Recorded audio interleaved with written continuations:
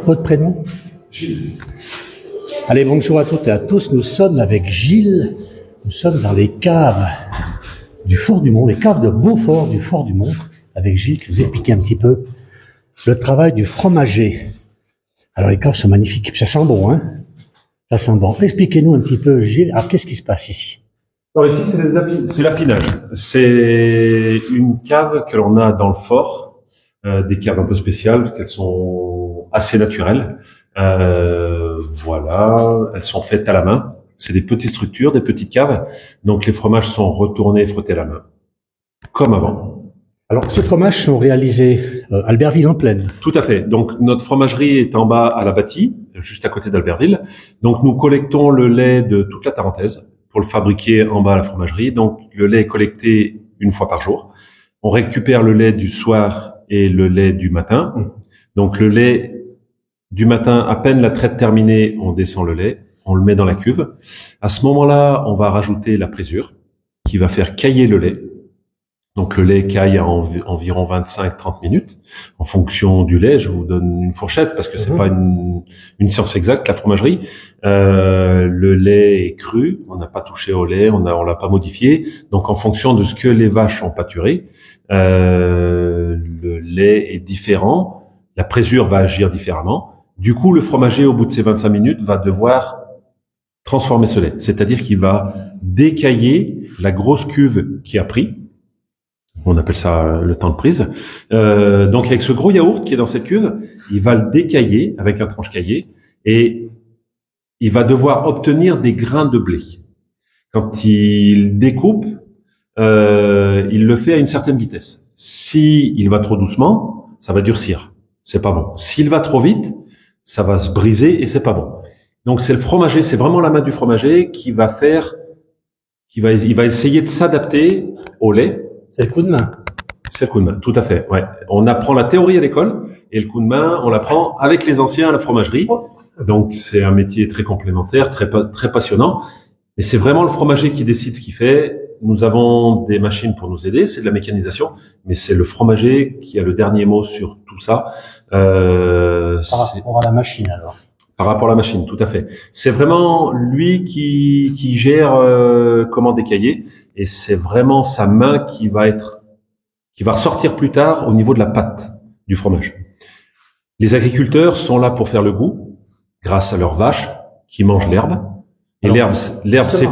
Alors d'où elles sont ces vaches? Est-ce qu'elles aller en pâture dans un secteur bien défini? Voilà, elles pâturent donc la zone pour faire du Beaufort. On a le droit de faire du Beaufort, c'est 3 vallées. Donc la vallée de la Tarentaise, la vallée de la Maurienne et la vallée du Beaufortin. Voilà, donc c'est des vaches qui pâturent ici. Les alpages se ressemblent, mais c'est quand même pas tout à fait les mêmes. Même à l'intérieur d'un même alpage, nous avons de l'herbe différente. Cette herbe va donner une saveur différente au lait, donc une saveur différente au fromage. C'est vraiment l'agriculteur qui travaille son lait qui va faire le goût. Le fromager, il va plus agir sur la texture, la façon dont il va décailler cette cuve. Donc, on en est au décaillage. Une fois qu'il a fini de décailler, qu'il a obtenu ses grains de blé qui flottent dans du sérum, il va commencer à chauffer tout doucement et il va chauffer jusqu'à 54 degrés en 40 minutes. Au bout de ces 40 minutes, il arrête le chauffage, mais il continue à brasser. Et il va décider de la sécheresse. Non, ça se dit pas ça. On va dire si le grain est assez sec. Voilà. C'est pareil. Je vous donne un ordre d'idée. C'est 25, 30 minutes, 35 minutes. Ça va dépendre de ce qui s'est passé avant. Ça va dépendre de l'herbe, donc de la vache, etc. derrière. C'est vraiment quelque chose où on s'adapte. C'est pas nous qui commandons, c'est pas le fromager qui commande. Lui, il fait que s'adapter au lait. Et alors, on parle de Beaufort d'été. Vous parliez de pâturage. Est-ce qu'il y a des différences entre le Beaufort et le Beaufort d'été ou le Beaufort de pâturage? Alors, non, il y a 3 types de Beaufort. Il y a le Beaufort d'hiver, qui est fait en hiver. Il y a le Beaufort d'été, qui est fait en été. Et il y a le Beaufort d'alpage. Alors, je vais commencer par les 2 premiers. L'hiver, comme son nom l'indique, il est fabriqué l'hiver. Donc, les vaches, on en revient toujours à la base. Pour faire du fromage, il faut du lait. Pour faire du lait, il faut du fourrage. Donc, le Beaufort d'hiver est fait avec du foin. Qu'est-ce que le foin? C'est de l'herbe qui est séchée, tout simplement. Alors, de l'herbe séchée, il manque quelques vitamines.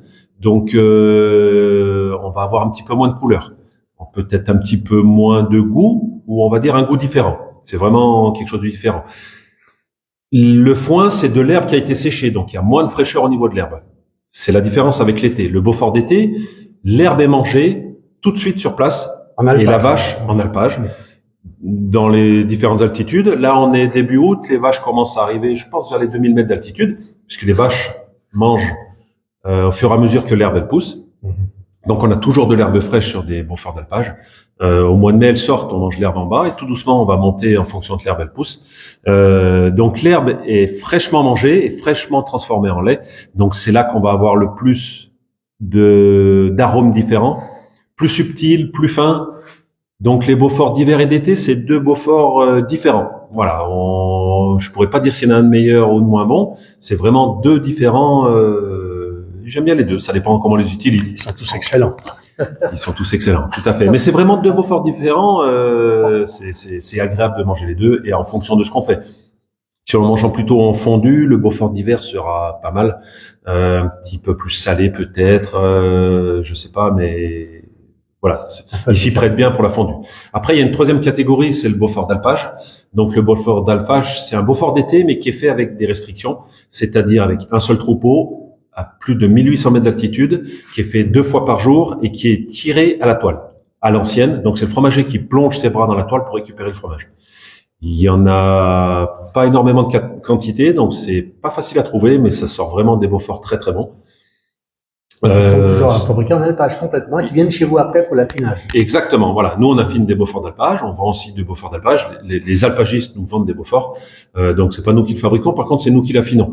En alpage, on n'a pas, enfin, ils ont pas assez de stockage, de cave, donc on est affineur aussi chez Monts et Terroirs en Bas-la-Bâtie. On affine nos fromages et on affine aussi le fromage des alpagistes pour les libérer un peu de ce travail, parce que c'est quand même un gros travail. Et voilà. Après, la partie alpage ramène un côté savoir-faire et il mérite un petit label en plus parce que le travail du fromager à la main et tout, c'est vraiment pas évident. Donc c'est bien qu'on ait cette petite dénomination en plus. Évidemment. Alors j'ai vu qu'il y avait plusieurs caves ici. On est dans une cave. Il y a combien de fromages par cave? Combien vous avez de fromages ici au Fort du Mont? Je rappelle, nous sommes au Fort du Mont au-dessus d'Albertville. Ah, on est à combien là? 1500 mètres? Combien? 1400 mètres. 1400 mètres. 1400 mètres, voilà. Alors on a 4 caves de 700 Beauforts. Voilà, il y a 700 Beauforts par cave à peu près là. Donc à peu près presque 3000 Beauforts. Voilà, tout à fait, voilà. Tout à fait. Que l'on stocke ici au fort, c'est pas quelque chose de facile. C'est vraiment un Beaufort différent. Les caves sont différentes. On doit être équipé différemment pour le faire ici.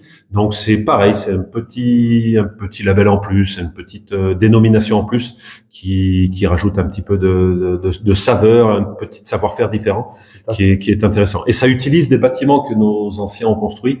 Voilà, ça les met en valeur et je pense que c'est très très bien. Tout à fait. Il y a l'association des amis du fort qui s'occupe de la rénovation du fort, etc., qui se mobilise beaucoup pour tenir en état ce fort et je trouve que c'est un beau bâtiment qu'on a en Savoie et qu'il faut continuer à entretenir et à utiliser pour faire du si bon fromage, du si bon Beaufort. Ça pèse combien à peu près une meule de Beaufort? Alors une meule de Beaufort, c'est entre 40 et 45 kilos en moyenne et surtout, faut préciser qu'il faut utiliser 400 à 450 litres de lait pour faire un Beaufort de 40 à 45 kilos. 10% à peu près du lait. Voilà, entre 8 et 10%. Ça dépend du lait. Si on a un lait très riche, il va nous donner des Beauforts un peu plus gros. Donc, les cavistes, ici, les Beauforts ont une année, actuellement, là. Donc, on peut se permettre de les frotter une seule fois par semaine. Donc, on a une équipe de cavistes qui viennent ici, qui les retournent à la main et ensuite qui les frottent à la main une fois par semaine, les 2000 Beauforts qu'on a actuellement en stock ici. Même l'hiver, comme c'est une route pas très évidente, voilà, avec la neige, etc., ils sont équipés d'un petit fourgon 4x4 pour venir s'en occuper. On peut pas les laisser à l'abandon. Il faut s'en occuper. Donc, ils viennent aussi l'hiver. Des fois, il faut qu'ils mettent les chaînes à neige pour pouvoir venir jusqu'ici. Ils sont obligés de passer la fraise à neige pour pouvoir accéder et devoir s'en occuper. Ouais. Magnifique, alors. Et ça sent bon aussi, hein?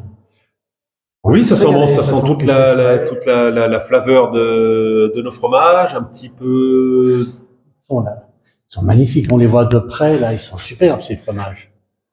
Ils sont super. Alors, j'en vois, il y en a, ils sont marqués. Ah, si, ils sont tous marqués, hein, là. Alors, ils sont tous marqués. Très important. Dessus, on identifie le jour, le mois. Donc, ici, on voit le 20 août. Donc, c'est bien un Beaufort de l'année passée. Et ici, vous avez l'estampille Beaufort. Là, il y a la croûte à fait dessus, mais on peut le gratter si vous voulez. Sur l'estampille Beaufort, il est obligatoire d'être marqué France, Beaufort, le numéro d'atelier, le mois et l'année. Donc, partout où vous allez en France ou même dans le monde, si vous voulez savoir d'où il vient, vous pouvez gratter l'étiquette et regarder. On peut pas tricher avec ça. Ça, c'est obligatoire pour être un Beaufort. On retrouve ça partout. Partout. Sur tous les Beauforts, vous trouvez ça. Alors, une dernière petite question. On fait ça. On m'a dit qu'il y avait une fruitière qui faisait du Beaufort à Pras-sur-Arly. Oui. Alors, pas tout à fait.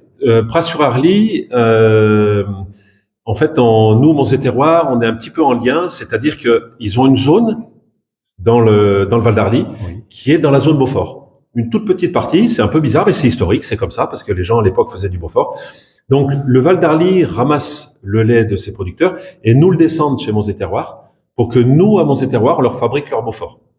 Au lieu d'avoir 4 ou 5 ateliers, parce que le Val d'Arly fait déjà plein d'autres sortes de fromages, il le fait très bien, ils nous sous-traitent, ils nous demandent un petit coup de main pour faire leur Beaufort. Donc nous, on fait leur Beaufort en bas, comme les nôtres, et ensuite, ils récupèrent le Beaufort pour les vendre là-haut. Voilà. Donc c'est un petit coup de main qu'on se donne voilà, tout à fait, pour pas multiplier le nombre d'ateliers. Eux sur place, ils ont déjà pas mal d'ateliers, ils font de la tome, de la raclette, ils le font bien, donc ils se concentrent là-dessus, et nous on les aide avec le Beaufort. Eh bien, merci beaucoup pour toutes ces explications. Je vous en prie. Et bonne continuation, c'est vraiment très très chouette ici. Et il fait frais en ce moment avec la canicule, c'est bien. Oui, c'est vrai, merci.